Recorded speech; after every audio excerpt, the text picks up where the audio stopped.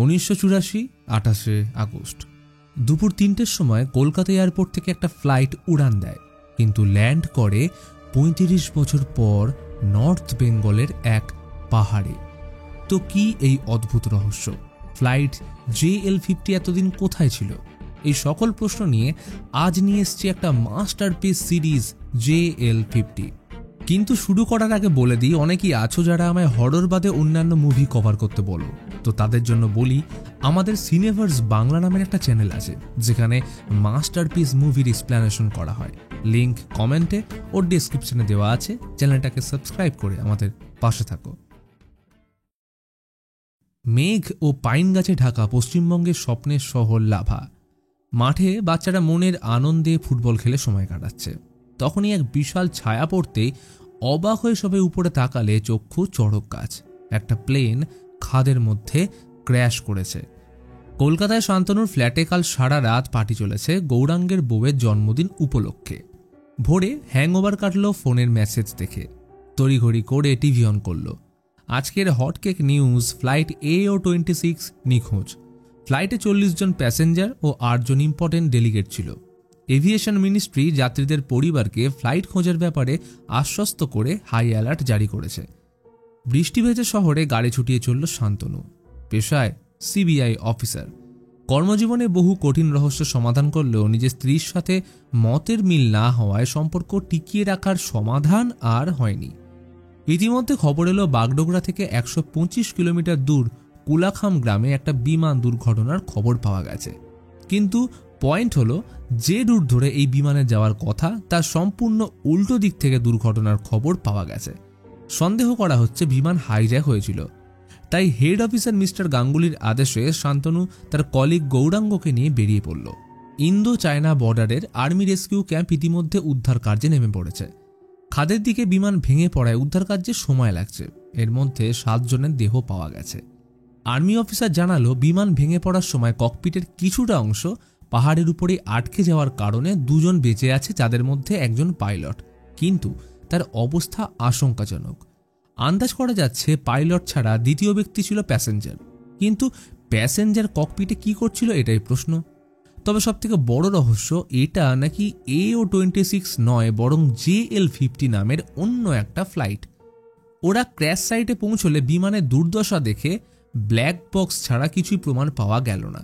শুধু সিটে আটকে রয়েছে ঝলসে যাওয়া দেহ, সাথে কিছু সামগ্রী। বিহু ঘোষের বাড়িতে মায়ের সাথে কোনো একটা বিষয় নিয়ে মনোমালিন্য চলছে।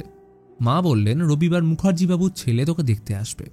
এটা শুনে বিহু খাবার ছেড়ে রাগ করে উঠে পড়ল। কঠোরভাবে জানিয়ে দিল রবিবার ওর ফ্লাইট আছে। বিহু পেশায় পাইলট।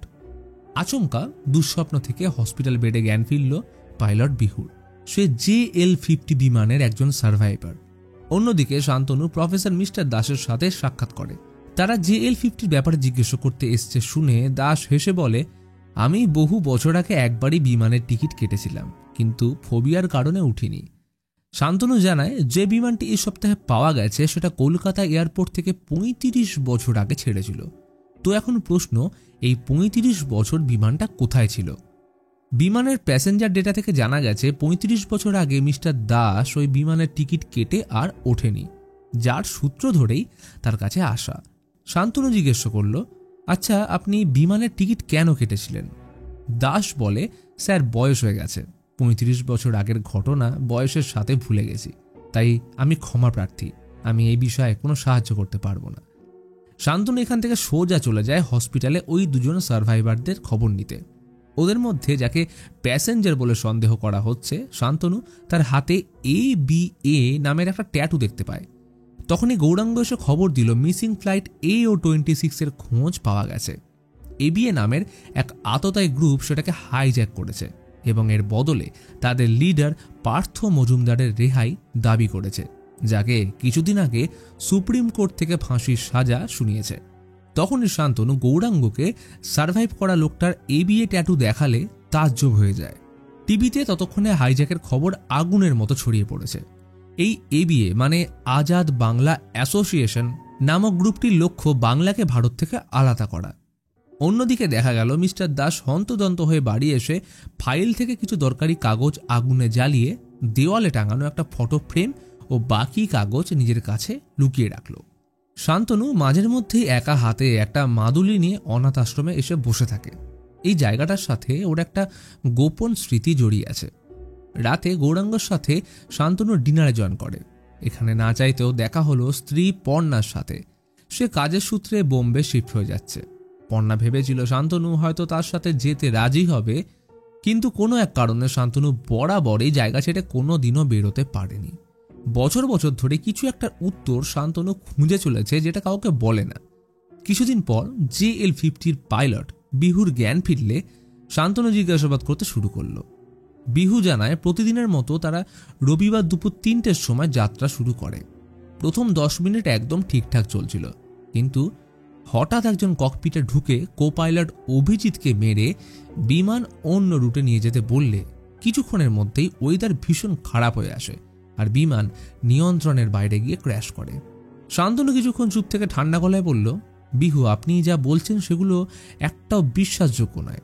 কারণ আপনার মতে এই বিমান 35 বছর আগে অর্থাৎ 1984 সালে কলকাতা এয়ারপোর্ট থেকে রওনা দিয়েছিল, আর এইটা 2019-এর আগস্টের 3 তারিখ। তাহলে এই 35 বছর বিমানটা কোথায় ছিল? কথাটা শুনে বিহু প্যানিক করতে শুরু করলে ডাক্তার শান্তনুকে আর জিজ্ঞাসাবাদ করতেই দেয় না। ইতিমধ্যে গোটা নিউজ মিডিয়া CBI অফিসের সামনে ভিড় জমিয়েছে। তাদের প্রশ্ন পার্থ মজুমদার, AO-26 এবং সেই রহস্যময় বিমানটিকে নিয়ে। মিস্টার গাঙ্গুলি শান্তনুকে এই ব্যাপারে জিজ্ঞেস করলে তাদের কাছে বহু প্রশ্ন উঠে আসছে। কারণ ফরেন্সিক রিপোর্ট অনুযায়ী বিমান থেকে যা কিছু পাওয়া গেছে সেগুলো 35 বছরের পুরনো, এবং এটাও সত্যি যে বিহু ঘোষ JL-50 পাইলট ছিল। তাহলে হিসেব মতো তার বয়স এখন 60 বছর হওয়া উচিত, কিন্তু বাস্তব সম্পূর্ণ উল্টো কথা বলছে। হোটেল ব্লু স্টার সেই সময় বিমানটিতে খাবার সাপ্লাই করত, তবে বিগত 12 বছর আগে এই হোটেল বন্ধ হয়ে গেছে। সবথেকে অদ্ভুত বিষয়, কোনো যাত্রীদের থেকে মোবাইল পাওয়া যায়নি। তাহলে কি বিহু সত্যি বলছে? কিন্তু শান্তনুর মনে হচ্ছে এবিএ কোনো বড় কিছুর প্ল্যান করে প্রতিটা জিনিস খুবই বুদ্ধিমত্তার সাথে সাজিয়েছে, যাতে সবার এটা টাইম ট্রাভেল মনে হয়। এদিকে নার্স দুপুরে খাবার দিতে আসলে বিহু অবাক হয়ে চেয়ে থাকে ওর হাতের ছোট্ট জিনিসটার দিকে। আচ্ছা, ওটা কি আপনার হাতে? নার্স অবাক হয়ে বলল, মোবাইল। আপনি নতুন দেখছেন নাকি? বিহু স্তম্ভিত হয়ে জানলার পর্দা সরিয়ে বাইরের কলকাতা দেখে অবাক হয়ে রইল। এমন গাড়ি, বড় বিল্ডিং সে আগে কখনো দেখেনি। অন্যদিকে প্রফেসর দাস কাউকে না জানিয়ে ট্রেন ধরে সোজা উত্তরবঙ্গের দিকে রওনা দিয়েছে। এরপর গাড়ি ধরে লাভা। ঠিক যেখানে বিমানটা ক্র্যাশ হয়েছিল সেখানে পৌঁছে দূরবীন লাগিয়ে অবাক হয়ে চেয়ে রইল। কি চলছে ওর মনে বোঝা দেয়। শান্তনু গৌরাঙ্গকে নিয়ে পৌঁছল বিহু ঘোষের বাড়ি। বর্তমানে বাড়ির মালিক মিস্টার বোস। 10 বছর আগে মিস্টার ঘোষ বাড়ি বিক্রি করে চলে গেছেন। তাদের ব্যাপারে এরা কিছুই জানেন না। তবে প্রতিবেশী ডাক্তার বিক্রম চক্রবর্তী বহু বছর এইখানে রয়েছেন, ওনারা নিশ্চয়ই ঘোষ বাবুদের ব্যাপারে জানবেন। অতঃপর শান্তনু ডাক্তারবাবুর সাথে সাক্ষাৎ করে জানতে পারল বিমান দুর্ঘটনার পর ঘোষবাবু তার স্ত্রীকে নিয়ে বাড়ি ছেড়ে চলে যান। তারপর ওনারা বেঁচে আছেন নাকি মৃত সেই বিষয়ে কোনো খবর নেই। তবে একটা বিষয় জানতে পারা গেল যে বিহু ঘোষের একজন ইন্ডিয়ান আর্মির সাথে বিয়ে হওয়ার কথা ছিল। তবে দুর্ভাগ্যবশত নকশালদের সাথে এনকাউন্টারের সময় ছেলেটা মারা যায়। এই সম্পর্কের সময় বিহু প্রেগনেন্ট ছিল, কিন্তু সে মৃত বাচ্চার প্রসব করে। ডাক্তারবাবু ফ্যামিলি অ্যালবাম থেকে যে ছবিটা দেখালেন তা দেখে দুজনেই অবাক। বিহুর বয়স অস্বাভাবিকভাবে একই রয়েছে। যাওয়ার পথে শান্তনু আচমকা জিজ্ঞেস করল, আচ্ছা, বিহুর ছেলে সন্তান হয়েছিল নাকি মেয়ে? এর কোনো উত্তর ডাক্তারের কাছে ছিল না, কারণ ঘোষবাবু এই বিষয়ে কিছুই বলে যায়নি। কিন্তু এত প্রমাণ পাওয়ার পরেও কিছুতেই শান্তনুর বিষয়টা হজম হচ্ছিল না। কেননা এমনটাও হতে পারে যে মৃত বাচ্চার ডেলিভারি হয়নি, বরং সম্মান বাঁচাতে মিথ্যে খবর ছড়ানো হয়েছে, কারণ বিহু অবিবাহিত ছিল, আর হয়তো বাচ্চাটা যমজ। এদিকে যে হসপিটালে ওই দুজন সার্ভাইভারদের রাখা হয়েছিল সেখানে মিস্টার দাস শরীর খারাপের মিথ্যে নাটক করে অ্যাডমিট হয়ে যায়। নার্স চলে যাওয়ার পর দাস চুপিসারে 2nd ফ্লোরের এমার্জেন্সি ওয়ার্ডে এসে JL-50 দ্বিতীয় সার্ভাইভারকে খুঁজে পেলে তাকে দেখে অবাক হয়ে যায়। ইতিমধ্যে শান্তনু আর গৌরাঙ্গ JL-50 ব্ল্যাক বক্সের রেকর্ডিং শুনে অবাক, কারণ বিহু যা কিছু বলছে সবটাই সত্যি। তবে যারা হাইজ্যাক করেছে তাদের মধ্যে একজনের নাম চন্দ্র। 1984 সালের 28শে আগস্ট বিকেল 4:30টার সময় JL-50 গতিপথ পরিবর্তন করার পর থেকে ব্ল্যাক বক্সে কোনো রেকর্ডিং নেই। কিন্তু এটা কি করে সম্ভব? এমনকি বর্তমান প্রযুক্তি অনুযায়ী ব্ল্যাক বক্সের ডেটা চেঞ্জ করা যায় না। পুরনো বিমানে ফ্লাইট ডেটা রেকর্ডার সার্কিটের ব্রেকার টানা হলে রেকর্ডার পাওয়ার কাটের জন্য বন্ধ হয়ে যেতে পারে। আর এই ক্ষেত্রে বিমান যেহেতু হাইজ্যাক হয়েছিল, তাই সার্কিট ব্রেক হওয়াটাই স্বাভাবিক। তাই অনুমান করা যাচ্ছে চন্দ্র নামের ওই ব্যক্তি হয়তো এখনও বেঁচে আছে। তবে গৌরাঙ্গ প্যাসেঞ্জার রিপোর্ট থেকে ডেটা কালেক্ট করলে দেখে এই নামের কোনো প্যাসেঞ্জার ছিলই না। অতঃপর শান্তনু সেন্ট্রাল জেলে পার্থ মজুমদারের সাথে দেখা করে তাকে JL-50 ব্যাপারে জিজ্ঞেস করতে অবাক হয়ে যায়। কিন্তু এই বিষয়ে সে মুখ খুলতে না চাইলে পার্থকে মারধর করা হলেও কোনো লাভ হয় না, কারণ এমনিতেই 3 দিনের মধ্যে সরকার ওকে ছাড়তে বাধ্য। অন্যদিকে হসপিটালে দ্বিতীয় সার্ভাইভারের জ্ঞান ফিরলে আনন্দে পাগলামো করতে থাকে। সে একটা কথা বারবার রিপিট করছিল, আমি পেরেছি। ওর মানসিক প্রলাপের জন্য মেডিকেল টিম ওকে 10 দিনের নজরদারির মধ্যে রাখলো। এত সমস্যার মাঝে শান্তনুর নিজের মনের মধ্যে অন্য ঝড় চলছে। পর্ণা বোম্বে যাওয়ার আগে শেষ দেখা করতে এসছে শান্তনুর পছন্দের জায়গা, মানে অনাথ আশ্রমে। কি যে চলছে ওর মনে বোঝা মুশকিল। গৌরাঙ্গ পড়েছে আরেক ঝামেলায়। সে বহুবার শান্তনুকে বোঝানোর চেষ্টা করছে 35 জনের যে লিস্ট পাওয়া গেছে তাদের মধ্যে বাচ্চা, বয়স্ক, পুরুষ, মহিলা সবার লিস্টের সাথে হুবহু মিলে যাচ্ছে। এই নিয়ে কথার মাঝে উকিলের ফোন আসলো পর্ণার সাথে ডিভোর্সের ব্যাপারে। তার মিডিল নেম নিয়ে একটু প্রবলেম হচ্ছিল। কথাটা শুনতে শান্তনুর মাথায় বিদ্যুতের মতো একটা বুদ্ধি খেলে যায়। বিমান থেকে যতগুলো জিনিস উদ্ধার করা হয়েছে তাদের মধ্যে একটা রুমালে BC মিত্র লেখা, অর্থাৎ বিশ্বজিৎ চন্দ্র মিত্র। চন্দ্র তার মিডিল নেম। প্যাসেঞ্জার লিস্টে চন্দ্র নামের কেউ না থাকলেও ককপিটে হাইজ্যাকারদের মধ্যে একজনের নাম ছিল চন্দ্র। খোঁজ নিয়ে জানা গেল BC মিত্র কলকাতার ফিজিক্স রিসার্চ সেন্টারে কাজ করত এবং একাধারে সরকার বিরোধী নকশাল আন্দোলনের অ্যাক্টিভ মেম্বার ছিল। শান্তনু তদন্তের সূত্র ধরে পৌঁছে যায় BC মিত্রর বাড়ি, যেখানে বর্তমানে ওনার ছেলে থাকে। শান্তনু নিজের পরিচয় লুকিয়ে বলে সায়েন্স সিটির অ্যাস্ট্রোনমিক্যাল ডিপার্টমেন্টের পরের সপ্তাহে ইন্ডিয়ান সায়েন্স হিস্ট্রির উপরে একটা এক্সিবিশন হতে চলেছে, যেখানে প্রফেসর মিত্রর কিছু রিসার্চ পেপারের উপর ডিসকাশন হবে। ওটার জন্যই আপনার কাছে আসা। তো ওনার ছেলে কোনো দ্বিমত না করে বাবার কিছু ফাইলস শান্তনুকে দিয়ে চা আনতে গেলে শান্তনু খেয়াল করে একটা পুরনো ফাইলের মধ্যে প্রজেক্ট A নামের একটা রিসার্চ ফাইল ছিল, যেটায় বেশ কিছু ইকুয়েশন সহ বিমানের ছবি আঁকা। ব্যাপারটা সন্দেহজনক লাগলে শান্তনু ফাইলটা নিয়ে দ্রুত বেরিয়ে যাওয়ার সময় নজর গেল দেওয়ালে টাঙানো BC মিত্রর ফটো ফ্রেমের দিকে। ছবিটা ওনার মিসিং হওয়ার আগের দিন তোলা হয়েছিল, যেটা আর অন্য কেউ নয়, হসপিটালে অ্যাডমিট থাকা দ্বিতীয় সার্ভাইভার, যার বয়স এত বছর পরেও একই রয়ে গেছে। অন্যদিকে হসপিটালে মিত্রকে খাবার দিতে আসলে নার্সের থেকে এসে জানতে পারে বিমান ক্র্যাশে তারা মাত্র 2 জন বেঁচে। এটা জানা মাত্রই সুযোগ পেয়ে মিত্র বিহুর ওয়ার্ডের দিকে গিয়ে তাকে মারতে চেষ্টা করে। তখনই শান্তনু চলে আসলে মিত্র নার্সকে হোস্টেজ বানিয়ে হসপিটাল থেকে পালিয়ে যায়। শান্তনু ওকে বেশ কিছুক্ষণ ধাওয়া করলেও কোনো লাভ হয় না। এদিকে মিস্টার দাস তখন বাড়িতে রান্নায় ব্যস্ত। হঠাৎ কলিং বেল বাজলে দরজা খুলে কাউকে দেখে অবাক হয়ে যায়। গোটা শহরে এখন পুলিশি অ্যালার্ট জারি করা হয়েছে। গাঙ্গুলি শান্তনুকে কলকাতার সায়েন্স রিসার্চ সেন্টারে ডাক্তার মণ্ডলের সাথে দেখা করতে বলল প্রজেক্ট এর ব্যাপারে। ডাক্তার 1 কাপ চায় চুমুক দিয়ে পুরো ব্যাপারটা নিয়ে খোলসা করে বসল। কলিঙ্গ যুদ্ধের ভয়াবহতা দেখে সম্রাট অশোকের মানসিকতা পরিবর্তন হয়। তখন তিনি সায়েন্স, টেকনোলজি এগুলোর যাতে অপব্যবহার না হয় তাই তিনি নবরত্ন গঠন করেন এবং তাদের জ্ঞান 9টা আলাদা গ্রন্থে লিখিত করে সেগুলো গোপনে রেখে যান। এই 9টি গ্রন্থের মধ্যে প্রথমটা ছিল প্রপাগান্ডা এবং সাইকোলজিক্যাল ওয়ারফেয়ারের উপর, যেখানে জনগণের ভাবমূর্তিকে নিজের মতো পরিবর্তন করে তাদের উপরে কিভাবে রাজত্ব করতে হয় সেই বিষয়ে লেখা ছিল, যার উদাহরণ ইতিহাসের পাতায় হিটলার থেকে শুরু করে বর্তমানের নিউজ ও সোশ্যাল মিডিয়া। দ্বিতীয় গ্রন্থে ছিল কিভাবে মানুষকে শুধুমাত্র স্পর্শ করেই মারা যায়। এই গ্রন্থের কিছু অধ্যায় মানুষদের হাতে আসলে সেখান থেকে মার্শাল আর্ট জন্ম নেয়। তৃতীয় গ্রন্থ যে কোনো ধরনের কমিউনিকেশনের উপর ছিল, সেটা পার্থিব হোক বা পৃথিবীর বাইরে। এর মধ্যে একটা গ্রন্থ ছিল টাইম ট্রাভেলের উপর। খনন কার্য চালানোর সময় ব্রিটিশদের হাতে প্রথমেই গ্রন্থ আসে। তারপর থেকে বিভিন্ন বিজ্ঞানীদের গ্রুপ দ্বারা টাইম ট্রাভেলের উপর রিসার্চ করা হয়েছে বা হচ্ছে। সেইটাকেই বলা হয় প্রজেক্ট অশোকা বা প্রজেক্ট A। কিন্তু এটা থেকে কোনো সলিউশন পাওয়া না গেলে কয়েক বছর আগে রিসার্চ বন্ধ করে দেওয়া হয়েছে। আসলে টাইম ট্রাভেল শুধুমাত্র সিনেমাতেই সম্ভব, কারণ টাইম ট্রাভেল করতে হলে লাইটের স্পিড অতিক্রম করতে হবে, যার জন্য দরকার 1 ট্রিলিয়ন ইলেকট্রোওয়াটস এনার্জি, আর এই পরিমাণ এনার্জি পৃথিবীতে নেই। প্রফেসর বিশ্বজিৎ চন্দ্র মিত্র এই প্রজেক্টের সাথে যুক্ত ছিলেন তো বটে, কিন্তু এই ব্যাপারে আরও ডিটেলসে আপনাদের কোয়ান্টাম ফিজিক্সের প্রফেসর সুব্রত দাস বলতে পারবেন, কারণ উনি বিশ্বজিতের অ্যাসিস্ট্যান্ট ছিলেন। শান্তনু আর এক মুহূর্ত দেরি না করে আজ সন্ধ্যায় দাসের সঙ্গে দেখা করে এই বিষয়ে জিজ্ঞেস করলে তার উত্তর ছিল, আমি যদি আগে সত্যিটা বলতাম তাহলে তুমি কি বিশ্বাস করতে? তোমাদের কাছে এই বিষয়গুলোর রূপকথার গল্প বলেই মনে হয়।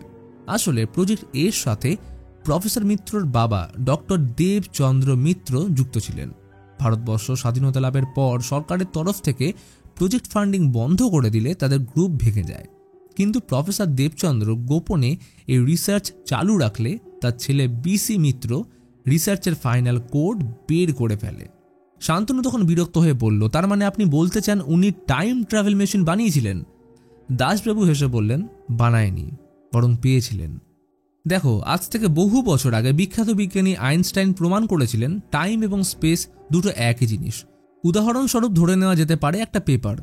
ঠিক যেমন এর অস্তিত্ব আছে, জায়গাটা খালি নয়, ঠিক তেমনভাবে পৃথিবী কিন্তু হাওয়ায় ভাসছে না, বরং এটা স্পেস ও টাইমের উপর রয়েছে। এইবার পৃথিবী ঘোরার কারণে এই স্পেস ও টাইমের মাঝে সময়ের সাথে ভাঁজ তৈরি হয়। এই ভাঁজগুলোর মধ্যে একটা করে ওয়ার্ম হোল থাকে, যেগুলোর মাধ্যমে খুব কম সময়ের মধ্যে পাস্ট এবং ফিউচার ট্রাভেল করা যেতে পারে। ব্রিটিশরা যখন খনন কার্য করে গ্রন্থের যে পাতাগুলো পেয়েছিল সেখানে কিছু আনসলভড ফর্মুলা ছিল, যেগুলোর সাথে ট্রপোস্ফিয়ারের রিডিং মিলিয়ে বিসি মিত্র ওয়ার্ম হোলের অবস্থান নির্ণয় করতে পেরেছিলেন, যেটা প্রজেক্ট এর আসল লক্ষ্য ছিল। বিসি মিত্র পারিবারিক সূত্রে বাবার থেকে সবকিছুই পেয়েছিল, টাকা পয়সা, খ্যাতি এবং প্রজেক্ট এ। এইভাবে বছর বছর ধরে রিসার্চ করার পর অজস্র ব্যর্থতা পেরিয়ে তিনি যখন প্রথম উপায় বের করতে পারেন, তখন তাকে পাগলের মতো লাগছিল। সেই দিনটা আজও ভোলার নয়। কিন্তু এক্সপেরিমেন্টের জন্য দরকার ছিল একটা বিমান। একবার কনফারেন্স সূত্রে বিসি মিত্রের সাথে মাদ্রাজ যাওয়ার কথা ছিল। উনি সিদ্ধান্ত নিলেন মাদ্রাজ যাওয়ার এই বিমানটিকে তিনি এক্সপেরিমেন্টের জন্য ব্যবহার করবেন। তার পক্ষে এই কাজ করা কোনো ব্যাপার ছিল না, কারণ তিনি কমিউনিস্ট হওয়ার পাশে এবি এর একজন অ্যাক্টিভ মেম্বার ছিলেন। তাই এবিএ লিডার পার্থ মজুমদার প্রফেসরকে সাহায্য করে JL-50 হাইজ্যাক করতে। কিন্তু শেষ মুহূর্তে মিস্টার দাস ভয়ের আশঙ্কা করে আর ফ্লাইটে ওঠেননি। কিন্তু রিসার্চ অনুযায়ী বিমানটি 35 ঘন্টা সময় লাগার কথা ছিল, তবে কোনো ক্যালকুলেশনের গন্ডগোল হওয়ার কারণে সেটা 35 বছর লেগে যায়। শান্তনু, আমি প্রথমে তোমার মতোই এটাকে গল্প মনে করেছিলাম, কিন্তু সেদিন যখন কলেজে তুমি এই বিষয়ে জিজ্ঞাসা করতে এলে, সেদিন সব ভুল আমার ভেঙে যায়। এর মাঝে তোমাদের পিছু নিয়ে যেদিন হসপিটাল পৌঁছলাম, সেদিন প্রফেসর মিত্রকে দেখে তো বিশ্বাসই হচ্ছিল না। শান্তনু বিরক্ত হয়ে তাকে এই শহর ছেড়ে কোথাও না যাওয়ার অর্ডার দিয়ে বের হতেই যাবে, তখনই মিস্টার দাস বললেন, কাল হসপিটাল থেকে পালিয়ে প্রফেসর মিত্র আমার বাড়ি এসেছিলেন। তাকে বদ্ধ উন্মাদের মতো দেখাচ্ছিল। তিনি আমায় বলেছিলেন ওয়ার্ম হোলের ব্যাপারে সে ছাড়া বিহু ঘোষ জানে, তাই ওকে মরতে হবে। এছাড়াও সে পার্থ মজুমদারের সাথে সাক্ষাৎ করবে বলেছিল। 48 ঘন্টা পর পার্থ ছাড়া পেতে চলেছে, তাই যেমন করেই হোক ওদের দুজনের সাক্ষাৎ আটকাতে হবে, অর্থাৎ প্রফেসর মিত্রকে ধরা চাই। কিন্তু 48 ঘন্টার মধ্যে তাকে খুঁজে পাওয়া দুঃসাধ্য ব্যাপার। অনেক চিন্তার পর মিস্টার দাস বলল, যদি তারা 1984 সালে গিয়ে দুজনের সাক্ষাৎ আটকাতে পারে, তাহলে JL-50 কখনোই হাইজ্যাক হবে না, ক্র্যাশ তো দূরের কথা, সাথে এই রিসার্চ অন্য কেউ পেয়ে অপব্যবহার হওয়ার থেকে বাঁচবে। শান্তনু তখন অবাক হয়ে চেয়ে রইল, কি বলছে এই লোকটা, এ কি আদৌ সম্ভব? মিস্টার দাস বলেই চলেছেন, ব্যাপার কি জানো শান্তনু, এই জিনিস আমেরিকায় হলে রিসার্চ আর সম্ভাবনার হাতছানি, কিন্তু ভারতে হলেই গল্প। কারণ আমরা হিন্দু, মুসলিম, মন্দির, মসজিদ, অন্ধবিশ্বাস ও রাজনীতি থেকে কখনো বের হতেই পারিনি। আমরা আজও আকাশে কোনো কিছু দেখতে পেলে হাত জোর করে ভগবানের নামে চালিয়ে দিচ্ছি, কিন্তু কখনো প্রশ্ন করছি না কেন, কি আর কিভাবে। শান্তনু, আমায় ওই 48 ঘন্টার মধ্যে জাস্ট 1 ঘন্টা দাও, আমি প্রমাণ করে দেখাতে পারি এই পুরো বিষয়টা টাইম ট্রাভেল। বাইরে তখন প্রচণ্ড বৃষ্টি। গাড়ির মধ্যে দমবন্ধ পরিবেশে চলতে থাকা নিউজ রিপোর্ট বলে দিচ্ছে পার্থ মজুমদার 48 ঘন্টার মধ্যে রেহাই পেতে চলেছে। মোবাইল হাতে নিয়ে বসলো শান্তনু। গৌরাঙ্গ, জলদি দেখা করো। শান্তনু মিস্টার দাসকে নিয়ে পৌঁছায় হসপিটালে বিহুর সাথে দেখা করতে। দাস তার থেকে সঠিক রিডিং এবং লোকেশন জিজ্ঞেস করে, যেটা হাইজ্যাকের সময় প্রফেসর মিত্র বলেছিলেন। কিন্তু বিহু একটা শর্ত রাখল, তাকে যদি বিমানের পাইলট করা হয় তাহলে সে নিজে ওই লোকেশনে নিয়ে যাবে। শান্তনুদের কাছে খুব কম সময় থাকায় না চাইতেও রাজি হতে হলো। অবশেষে তারা একটা প্রাইভেট জেট নিয়ে পাড়ি দিল বিশ্বাস অবিশ্বাসের পথে। কেননা বিকেল 4:30 বাজার আগে সব কমপ্লিট করতে হবে, কারণ এই সময় JL-50 হাইজ্যাক হয়েছিল। তারা যদি হাইজ্যাক আটকে দেয় তাহলে তাদের যেখানে থাকা উচিত ছিল সেখানে চলে যাবে, কারণ JL-50 হাইজ্যাক না হলে ক্র্যাশও হবে না, ফলে তারা এইখানেও আসবে না। কেননা JL-50 হাইজ্যাক হয়েছিল বলে তবেই না তারা আজ এই পরিস্থিতির মধ্যে আছে। শুরু হলো উড়ান। প্রথমে সবকিছুই ঠিকঠাক চলছিল, তবে একটা লোকেশনে আসার পর আচমকা ওয়েদার চেঞ্জ হয়ে সব ইলেকট্রিক ডিভাইস কাজ করা বন্ধ করে দেয় এবং তাদের বিমান একটা ফাঁকা স্থানে এসে কোনো রকমে ল্যান্ড করে। শান্তনু রেগে দাসের কলার টেনে ধরলে দাস শান্ত গলায় বলল, দেখো শান্তনু, কারোর ফোনে সিগন্যাল নেই, আমরা পেরেছি। দূরে একটা জিপ আসতে দেখে লিফট নিয়ে উঠে বসল। রেডিওতে সম্প্রচার হচ্ছে প্রাইম মিনিস্টার ইন্দিরা গান্ধীর ভাষণ, যেটা স্বাভাবিকভাবেই ওদের চমকে দিল, কারণ ইন্দিরা গান্ধী 2019-এ জীবিত ছিলেন না, প্রাইম মিনিস্টার তো দূরের কথা। দাসের চোখ আনন্দে উজ্জ্বল হয়ে উঠল। মৃদু হেসে গানের সাউন্ড বাড়িয়ে এগিয়ে চলল গাড়ি 1984 কলকাতার উদ্দেশ্যে। 80-র দশকের কলকাতা যেন এক নস্টালজিয়া। ছেলেদের ধুতি পাঞ্জাবি, মহিলাদের বাঙালিয়ানা সাজের সাথে হাতে টানা রিক্সা, হলুদ ট্যাক্সি, সবটাই শিহরণ জাগানোর মতো। কাল JL-50 উড়ান দেবে, হাতে রয়েছে একটা দিন। ওরা বাসে উঠে শান্তনু ভাড়া দেওয়ার সময় কন্ডাক্টর 10 টাকার কয়েন দেখে রেগে যায়, কারণ সেই সময় 10 টাকার কয়েন ছিল না, তাই জাল কয়েন দিয়েছে দেখে কন্ডাক্টর রেগে নামিয়ে দেয়। বিহু এর মধ্যে চৌরঙ্গি মানে ওর বাড়ি যেতে চাইলে দাস বাধা দেয়, কারণ যতক্ষণ পর্যন্ত JL-50 উড়ান দিচ্ছে ততক্ষণ অলরেডি বাড়িতে একজন বিহু আছে, তাই কাল বিকেল 4:30-এর পর সে বাড়ি যেতে পারবে। অতঃপর শান্তনু নিজের ঘড়ি বেচে কিছু টাকা জোগাড় করে হোটেল ভাড়া নেয়। খাতায় সাইন করতে গেলে আজকের ডেট শুনে চমকে উঠল, 19 আগস্ট 1984। শান্তনু রুমের চাবি দিয়ে হন্তদন্ত হয়ে বেরিয়ে গেল সেই অনাথ আশ্রমের উদ্দেশ্যে। সেখানে পৌঁছে এক মহিলাকে জিজ্ঞেস করল, আজ সন্ধ্যায় কি কেউ এখানে বাচ্চা ফেলে গেছে? মহিলাটি বলল, না, আজ তো কেউ আসেনি, কেন বলুন তো? শান্তনু কিছু না বলে বেরিয়ে যেতে গেলে লক্ষ্য করে গেট দিয়ে একটা গাড়ি প্রবেশ করতে। একজন বয়স্ক লোক একটা বাচ্চা এনে অনাথ আশ্রমের বারান্দায় রেখে চলে যায়। ও একবার লোকটাকে ডেকে জিজ্ঞেস করে তিনি কে এবং বাচ্চাটা কার, কিন্তু লোকটা কোনো উত্তর না দিয়ে পালিয়ে যায়। এই বাচ্চাটার গলায় একটা মাদুলি রয়েছে, ঠিক যেমনটা শান্তনুর গলায় ছোট থেকে আছে, অর্থাৎ এই বাচ্চা আর অন্য কেউ নয়, স্বয়ং শান্তনু। বাচ্চাটাকে দেখে শান্তনুর চোখে জল চলে আসে, কারণ 1984 সালে 19 আগস্ট শান্তনুকে ছোটবেলায় তার বাড়ির লোক এখানে ফেলে রেখে যায়, যার কারণে সে এতদিন কলকাতায় থেকে এইটাই জানার চেষ্টা করত যে তার বাবা মা কে ছিল। এমনকি CBI অফিসার হওয়ার কিছুটা কারণ এটাই। তবে আজ সেটা জানার সুযোগ আসলো একটুর জন্য হাতছাড়া হয়ে গেল। সময় সকাল 9টা। প্রফেসর মিত্র এয়ারপোর্টে যাওয়ার আগে কলকাতার বাইরে এক পরিত্যক্ত ওয়্যার হাউসে পার্থ মজুমদারের সাথে দেখা করবে। সেখানে টিম নিয়ে হাইজ্যাক করতে বেরোনোর আগে তাদের পৌঁছতে হবে। তার জন্য দরকার গাড়ি, যেটার ব্যবস্থা করবে বিহু, কিন্তু এইটার জন্য তার বাড়ি যাওয়া লাগবে। একবার তার জন্য অনেক মানুষের প্রাণ গেছে, তাই দ্বিতীয়বার এই ভুল সে বরদাস্ত করবে না। অতঃপর বিহু লুকিয়ে বাড়ি পৌঁছায় গাড়ির চাবি নিতে। আচমকা ওর মায়ের সাথে দেখা হয়ে গেলে ওনাকে শেষবারের মতো জড়িয়ে ধরল, হয়তো এটাই মায়ের সাথে শেষ দেখা। তখনই ঘরের ভিতর থেকে 1984 বিহু মা বলে ডেকে উঠলে উনি অবাক হয়ে মেয়েকে দেখে মূর্ছা যান। বিহু ছুটে এসে গাড়িতে উঠলে শান্তনু অবাক হয়ে যায়, কারণ কাল রাতে এই গাড়িটা করেই অনাথ আশ্রমে বাচ্চাটা অর্থাৎ শান্তনুকে রাখতে এসেছিল। এর মানে বিহু মৃত বাচ্চা প্রসব করেনি, বরং ওর বাবা পরিবারের সম্মান বাঁচাতে মেয়েকে মিথ্যে বলে বাচ্চাটাকে আশ্রমে রেখে আসে, যার ব্যাপারে বিহু কিছুই জানতো না, অর্থাৎ বিহুই শান্তনুর মা। কিন্তু এখন পরিস্থিতি এমন যে তার কাছে মনের ভাব ব্যক্ত করার মতো সময় নেই। গাড়ি ছুটে চলল ওয়্যার হাউসের দিকে। কিছুক্ষণ অপেক্ষা করার পর প্রফেসর মিত্রর গাড়ি ঢুকলে বিহুকে গাড়িতে রেখেই রওনা দিল। পার্থ মজুমদার দলবল নিয়ে এসে পড়েছে, মিত্রবাবুও রেডি। তখনই শান্তনু ওদের দিকে বন্দুক নিয়ে এগিয়ে গেলে শুরু হয় দুই তরফ থেকে গুলি বর্ষণ। শান্তনু একে একে পার্থর লোকদের অভ্যর্থ নিশানায় মারতে শুরু করলো। অবশেষে পার্থ আর শান্তনু একে অপরের মুখোমুখি হলে শান্তনু ওকে মেরে ফেলতেই প্রফেসর মিত্র ওর উপর চড়াও হলে পিছন থেকে দাস ওকে গুলি করে। শান্তনু তখন সিক্রেট কোডের পেপারগুলো জ্বালিয়ে দিতে চায়, কারণ এগুলো খারাপ কারোর হাতে পড়লে অনর্থ হয়ে যাবে। তখনই দাস ওর দিকে বন্দুক তাক করলো, কারণ এই দুর্লভ পেপার সে নষ্ট হতে দেবে না। এর জন্য একসময় সে নিজেও অনেক খেটেছে। সে প্রফেসরের থেকে বুদ্ধিতে কিছু কম নয়, শুধু অর্থ না থাকার জন্য তার স্বপ্ন শেষ হয়ে গেছিল। কিন্তু এই সুযোগ সে হাতছাড়া করবে না। আসলে সে কখনোই হাইজ্যাক বাঁচাতে এখানে আসেনি, বরং এসেছিল এই রিসার্চ পেপার নিতে। শান্তনু বলে কিছুক্ষণ পর 4:30 বাজবে, তখন আমরা কেউ এখানে থাকবো না, কারণ JL-50 হাইজ্যাক হচ্ছে না। তখনই দাস শেষে বলে, শান্তনু তুমি কিছুই জানো না। 1984 সালে ঠিক 5টায় 22 বছরের দাস মানে আমি এসেছিলাম প্রফেসর মিত্রর গাড়ি নিতে। সেদিন ও খালি হাতে ফিরেছিল, কিন্তু আজ ওর হাতে থাকবে রিসার্চ পেপার। ফলে সময় চক্রে 2019 সালে আমার কাছে এই রিসার্চ পেপার চলে আসবে।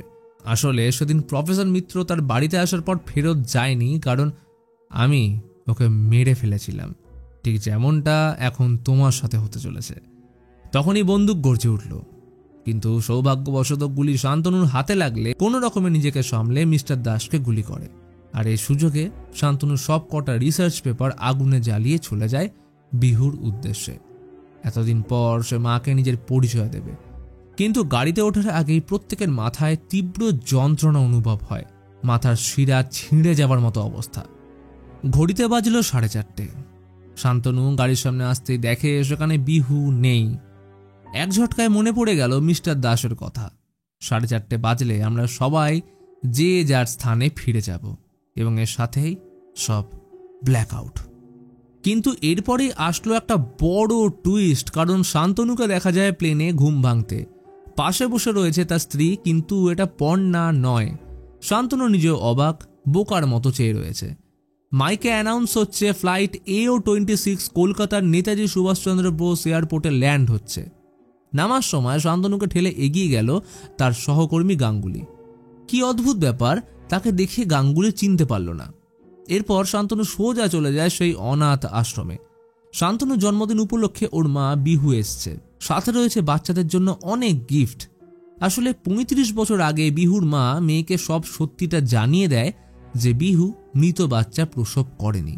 ফলে শান্তনুকে বিহু যখন অনাথ আশ্রম থেকে নিতে আসে তখন ওর বয়স 5 বছর, এবং সেদিনের পর থেকে কাউকে আর পিছু ঘুরে তাকাতে হয়নি। তবে এইখানে রয়েছে আরেকটা ঘটনা। 35 বছর আগে অর্থাৎ আগস্টের 20 তারিখ বিকেল 5টায় 22 বছরের দাস ওয়্যার হাউসে আসলে সেইখানে পেয়ে যায় কিছু আধ পোড়া রিসার্চ পেপার, যেটা মৃত্যুর আগে 2019-এর মিস্টার দাস আগুনে পোড়ার থেকে বাঁচিয়ে নিয়েছিল। আর এই ঘটনার সাথে JL-50 সিরিজ এইখানে শেষ হয়। তো এইবার আলোচনা করা যাক এই মাস্টারপিস সিরিজের এন্ডিং নিয়ে। টাইম ট্রাভেল বলতে আমরা বর্তমান থেকে ভবিষ্যতে যাওয়া বুঝি, এবং কিছু ক্ষেত্রে এটা বিজ্ঞানসম্মতভাবে সম্ভব, কারণ দ্রুতগতি সম্পন্ন বাহনে চললে আমরা নিজের অজান্তে খুব অল্প সময়ের জন্য সময়ের নিরিখে কিছুটা এগিয়ে থাকি বা ভবিষ্যতে ট্রাভেল করি। উদাহরণস্বরূপ ইন্টারন্যাশনাল স্পেস স্টেশন ঘন্টায় 28,000 কিলোমিটার বেগে ঘুরছে, তাই ভূপৃষ্ঠে থাকা মানুষের থেকে স্পেস স্টেশনে থাকা মানুষটা প্রতিদিনের 0.00002646 সেকেন্ডের সময়ের পার্থক্যে এগিয়ে থাকে। অর্থাৎ আপেক্ষিকভাবে নভোচারীরা আমাদের থেকে কিছুটা সময় ভবিষ্যতে রয়েছে। এইবার সবথেকে কন্ট্রোভার্সিয়াল টাইম ট্রাভেল হলো বর্তমান থেকে অতীতে যাওয়া, যেটা থেকে অনেক সমস্যা বা প্যারাডক্স তৈরি হয়, যার মধ্যে সবথেকে বিখ্যাত গ্র্যান্ডফাদার থিওরি। গ্র্যান্ডফাদার থিওরি অনুযায়ী তুমি যদি টাইম ট্রাভেল করে অতীতে গিয়ে তোমার বাবা জন্ম নেওয়ার আগেই ঠাকুরদাকে হত্যা করে ফেলো, তাহলে তোমার বাবা জন্ম নেবে না, ফলে তোমারও জন্ম হবে না। এইবার যদি তোমারই জন্ম না হয় তাহলে ঠাকুরদাকে মারলে কি করে? ফলে এটা একটা নেভার এন্ডিং লুপ তৈরি করে। তবে কোয়ান্টাম মেকানিক্যাল রিসার্চ অনুযায়ী গ্র্যান্ডফাদার প্যারাডক্স যদি কোনো ক্রমে তৈরি হয়, তাহলে তুমি যখন অতীতে গিয়ে তোমার ঠাকুরদাকে হত্যা করছো তখনই তোমার ভবিষ্যৎ পাল্টে যাচ্ছে, যার ফলে একটা নতুন টাইমলাইন তৈরি হয়।